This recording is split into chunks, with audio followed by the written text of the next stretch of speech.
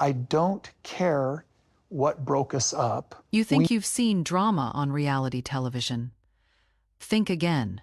What you're about to hear isn't just a scandal, it's a complete unraveling of the most carefully crafted FAA in reality television history. Kody and Robyn Brown, the so-called last standing couple of the polygamous Brown family empire, are no longer just controversial figures on camera. They are now defendants in a real courtroom. And what came out in this bombshell trial has left fans and former family members stunned. The $3 million fraud, that's just the beginning. Let's go back.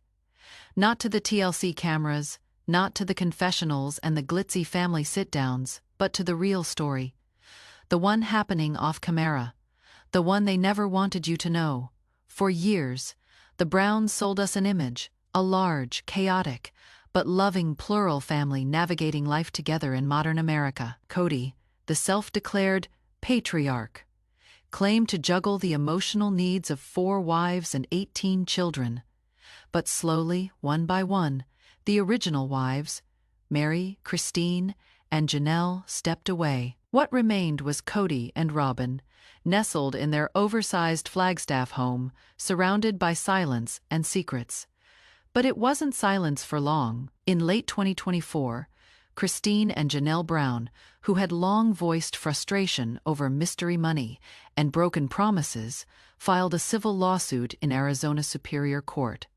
The charge: fraud, embezzlement, and breach of fiduciary duty. At first, fans thought it was just bitter fallout from years of failed relationships. Then the documents leaked, and what they showed was something much more dangerous than marital resentment. It was a pattern, a strategy, a cold, calculated financial operation designed to bleed the collective Brown family accounts into one private vault, Kody and Robyn's empire. The court filings laid it all out. A mysterious LLC, registered under the name Carr Holdings, had been receiving regular, sizable transfers from Family Traditions LLC, the joint business entity that represented the family's earnings from the show. Merchandise, real estate ventures, and fan appearances the other wives didn't know, at least not officially. And that was just the start. Receipts for luxury shopping sprees, private school tuition paid for selectively, a nanny earning a higher salary than Janelle and Christine combined, and behind it all, digital trails that pointed back to Robyn's hand. But what really set the courtroom ablaze? Witnesses, real people, insiders. And the first to speak was none other than Mindy Jessup, their longtime nanny and Robyn's own niece. When Mindy walked into that courtroom, jaws dropped. She had once been loyal, quiet, seemingly complicit. But on the stand, she broke that silence.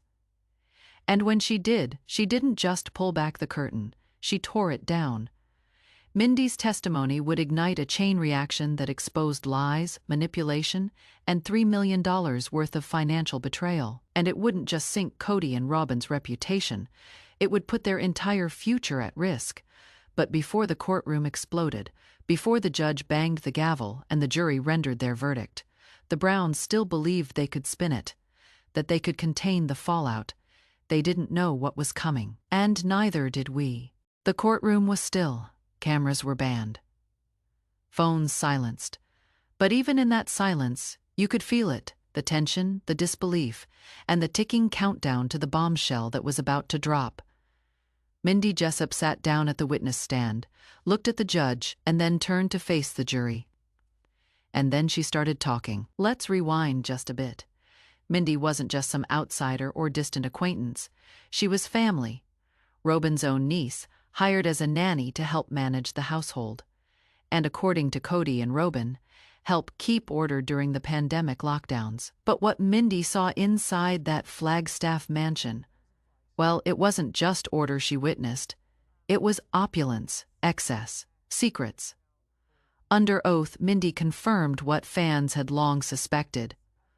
Robyn and Kody weren't just enforcing strict COVID rules to protect the family. They were selectively applying them.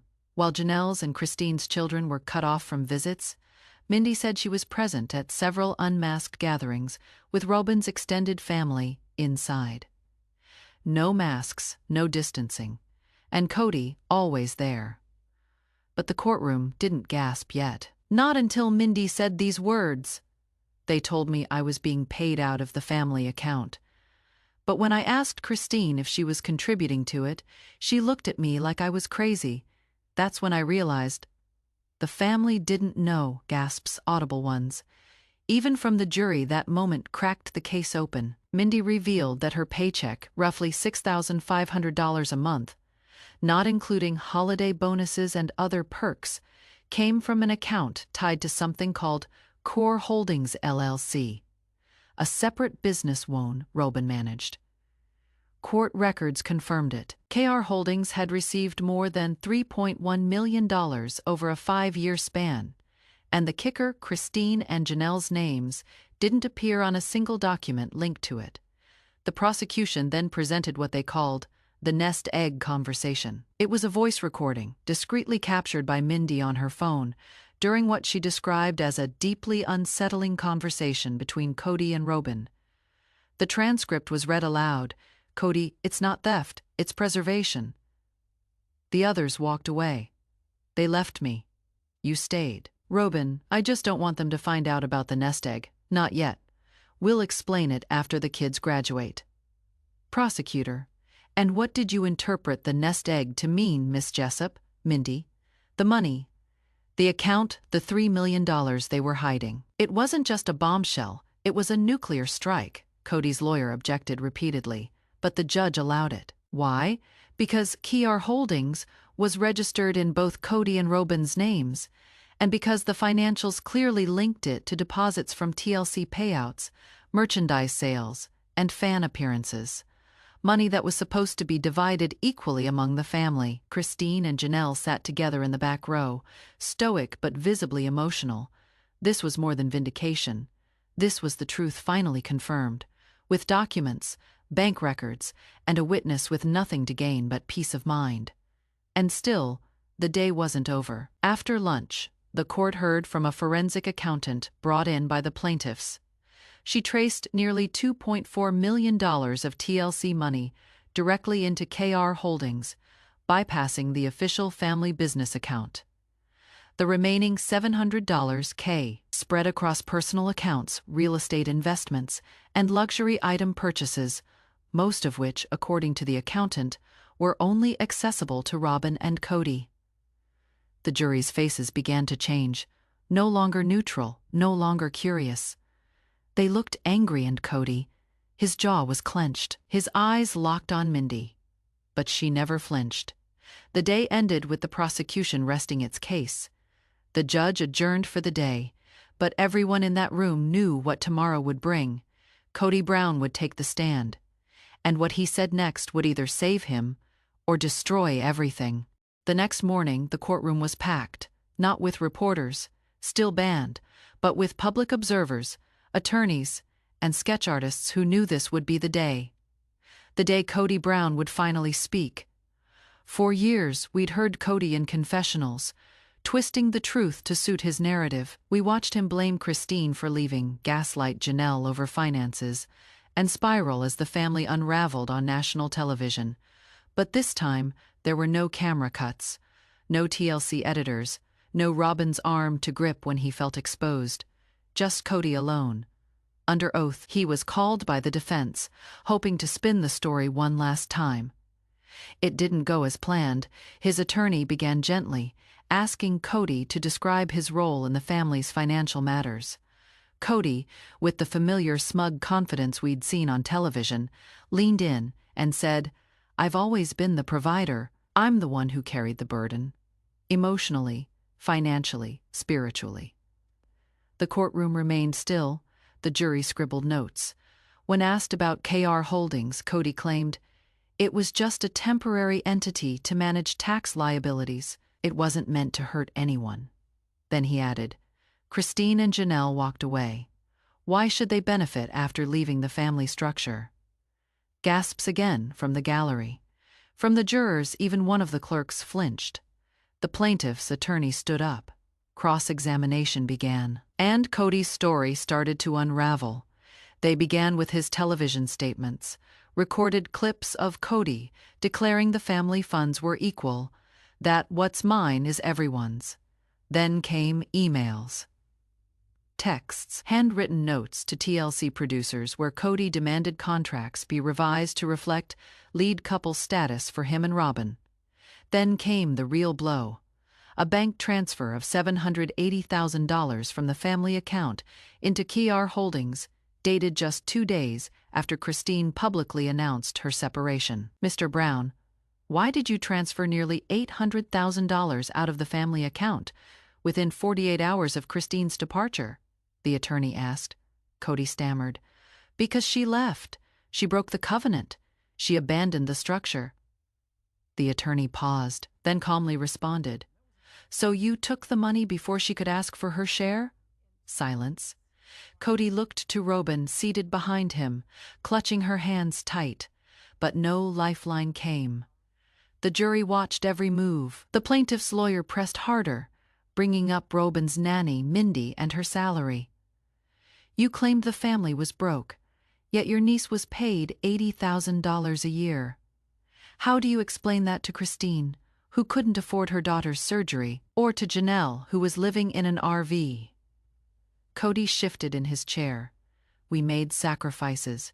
Robyn's household had structure, the other houses didn't.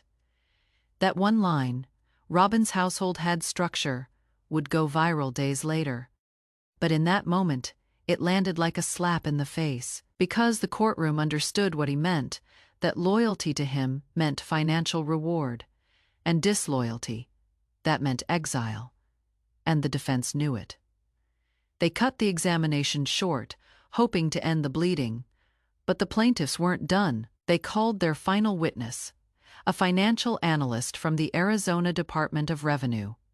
Her testimony confirmed that Kody Holdings received funds from at least 4 revenue streams tied to Sister Wives brand licensing, and not one of the wives outside Robyn had access to it. No board meetings, no transparency, no tax reporting. And worse, a series of real estate documents showing Kody and Robyn used family assets as collateral to secure a private loan, one used to buy their Flagstaff mansion without informing the other wives. The courtroom sat in stunned silence. Then the analyst delivered the final dagger. The total estimated financial harm to the plaintiffs is calculated at $3,062,400. The judge nodded. The jury scribbled faster than ever, and Kody, he finally looked afraid. The walls were closing in. The defense rested, and the judge ordered both sides to prepare for closing arguments the following day. But that night, something unexpected happened. Robyn released a public statement on social media.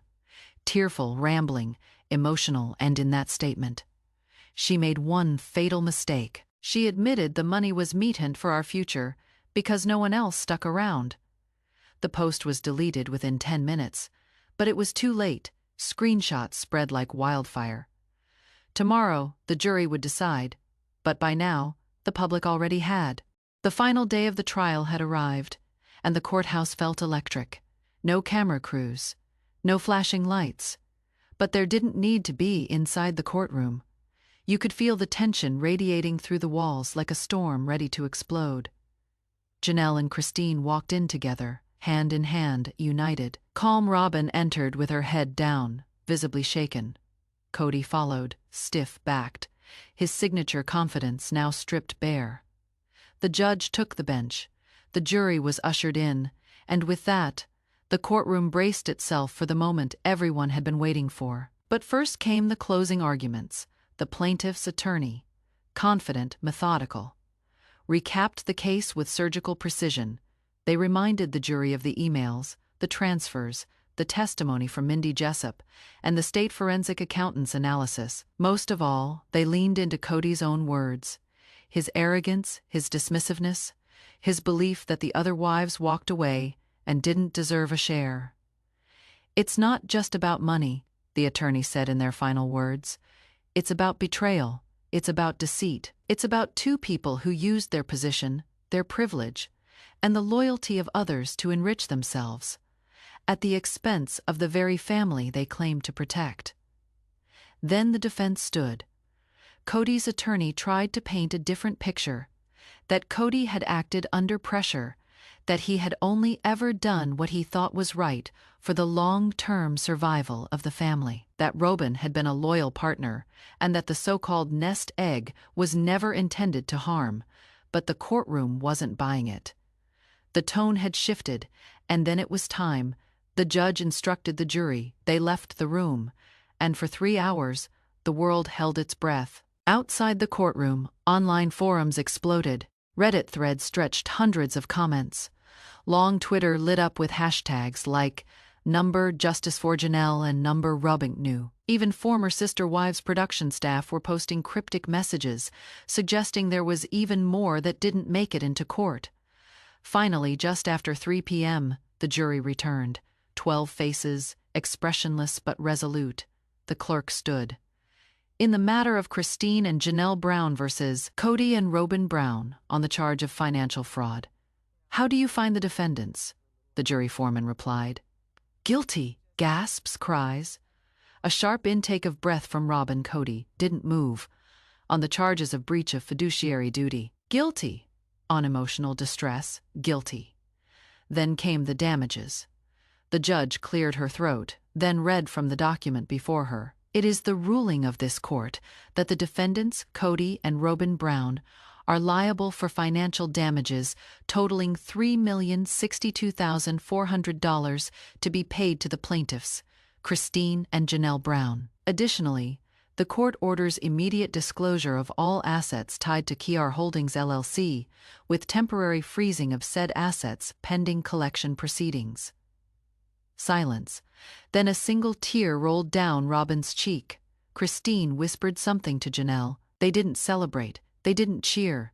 They simply closed their eyes and breathed, perhaps for the first time in years. Free outside, the media caught wind of the verdict. Though cameras weren't allowed in, reporters swarmed the courthouse steps. By nightfall, the verdict was the #1 trending story on every major platform. But what followed was chaos. Within 48 hours, TLC issued a formal statement saying they were reviewing the future of programming related to the Brown family. Advertisers began pulling support. TLC subreddit moderators reported record traffic. One former producer claimed anonymously that Robyn begged us to bury financial storylines more than once. And at the Flagstaff mansion, real estate agents were spotted walking the perimeter just 4 days later. The court's freeze on Kody Holdings meant bills, mortgages, and payments were now under scrutiny.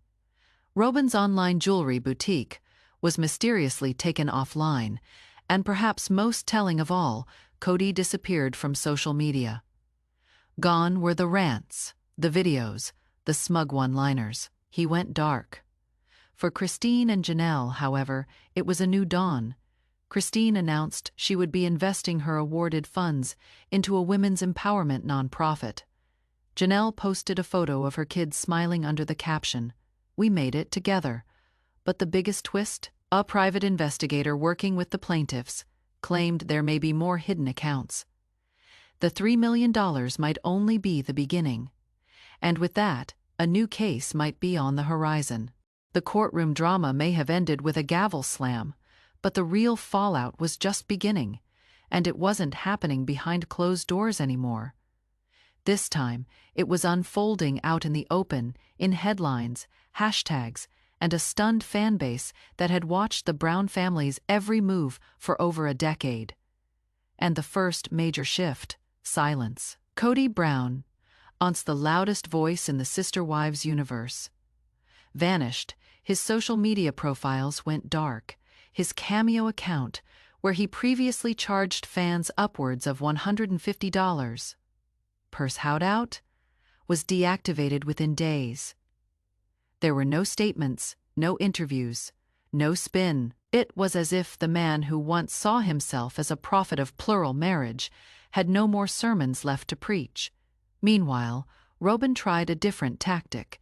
In a tearful live video streamed to a private Facebook group for her boutique's followers, she painted herself as blindsided by the verdict. "I never thought it would come to this," she said, voice cracking. I loved them. I still do. I didn't steal anything. But the internet had receipts, and they weren't buying the tears. Users began resurfacing old clips, moments where Robyn dismissed the other wives, prioritized her own children, or demanded loyalty from Kody while alienating everyone else. The phrase, selective victimhood, began trending under her name, and the pressure kept building. Real estate records leaked, showing that the Flagstaff mansion had been listed, quietly off market, just 2 days after the verdict. Insiders confirmed that the court-appointed auditor had seized access to KR Holdings' financials and issued a demand for liquidation of certain assets. Translation: the house was going fast. But that wasn't the only thing slipping away. TLC issued a new statement. We are currently evaluating all future projects related to the Sister Wives brand. No new episodes are in active production at this time. For the first time since 2010, there were no cameras rolling. No one was shouting over kitchen tables. No passive-aggressive interviews. No awkward porch confessions, just silence. And a growing sense that the Brown family, as the public had known them, was officially over. But for Christine and Janelle, the silence was golden. Christine's Instagram exploded with support. Her book sales spiked again, and her speaking engagements, which had always drawn modest crowds, suddenly required overflow seating. She announced a new series of women's retreats focused on healing after financial abuse within 48 hours. Every event sold out. Janelle went in a different direction. She partnered with a financial literacy platform to create a program for single mothers trying to rebuild. Her caption said it all. I didn't just survive, I learned, and now I'm sharing what they never wanted us to know. But even in victory, there was pain. In a rare interview with a local news station, Christine admitted that the lawsuit took an emotional toll on her children. They always wanted peace, but they needed truth more, she said. And then came the children's reactions. Gwendolyn posted a TikTok with one sentence, told y'all. Thousands of likes poured in. Peden did a live stream where he flat out said, we always knew. My mom and Janelle just finally had the guts to fight. And Gabriel, who had once cried on national television after Kody ignored him for months, posted a photo of himself smiling with his siblings. Captioned, no more masks, no more lies. But the most surprising voice came from someone unexpected, Mary Brown. She had been mostly quiet through the trial, opting out of the lawsuit, but attending several hearings in the back row. But the day after the verdict, she posted a single photo, her old wedding ring, left on a folded legal document. The caption, sometimes the only way to heal is to burn the contract. 3 hours later, her online boutique rebranded under a new name, One Wife, One Life. The fans were divided. Some felt she should have spoken out sooner, others welcomed her into the sisterhood of the newly free. But regardless of opinion, the message was clear. The Brown family was no longer a family. Not in spirit, not in court, not even on camera yet amid the rubble. Something new was forming. A sisterhood, one no longer built around submission or shared husbands, but survival, grit, and truth. And if you thought the $3 million was the end, you haven't heard what the investigator found next. The verdict was in. The mansion was on the market. Kody and Robyn had been found guilty of orchestrating a $3 million fraud scheme that siphoned money from the very family they claimed to love. But just when the dust seemed to settle, it got worse, because behind the scenes, Christine and Janelle weren't done. Not entirely. Their legal team had quietly hired a forensic investigator to comb deeper into the Browns' web of businesses, accounts, and trust funds. The initial $3 million was traced and awarded, but there was a hunch. Something bigger was still hidden. And then came the breakthrough. Buried inside a series of property records tied to an old Vegas mortgage application was a list of digital wallets and shell companies. Entities that had never been declared in court, never listed on taxes, and never disclosed to the family. One of the shell accounts, registered in the name of Robyn's adult son, with Kody listed as the co-signer. Inside, over $620,000. Another was a foreign-based digital investment wallet tied to a limited company in the Cayman Islands, something no one had ever linked to the Browns. Was this offshore money, emergency backup funds? A second nest egg hidden in case things went south? The answer is still being investigated. The forensic accountant who uncovered the new accounts filed a supplemental report with the court just days after the trial ended. And that report, according to court insiders, is damning. Here's what we know: there may be up to $1.1 million still unaccounted for. At least 2 new LLCs have been linked to Robyn through business registration matching. A financial transaction tied to TLC's international licensing rights was quietly diverted to one of these LLCs 3 years ago. And now, Christine and Janelle's legal team are preparing for a second motion. This time it won't just seek damages. It will demand criminal charges, because if this second wave of hidden finances is confirmed, Kody and Robyn won't just be facing civil court again. They could be facing prison. Let that sink in. From reality television royalty to potential felons.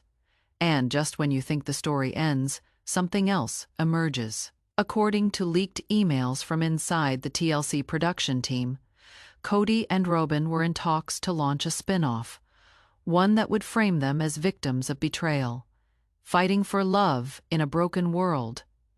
That pitch rejected. TLC has since blacklisted any development tied to the Brown name. Now fans are asking, what happens to the legacy of Sister Wives? Will the network reboot the show with Christine and Janelle at the center?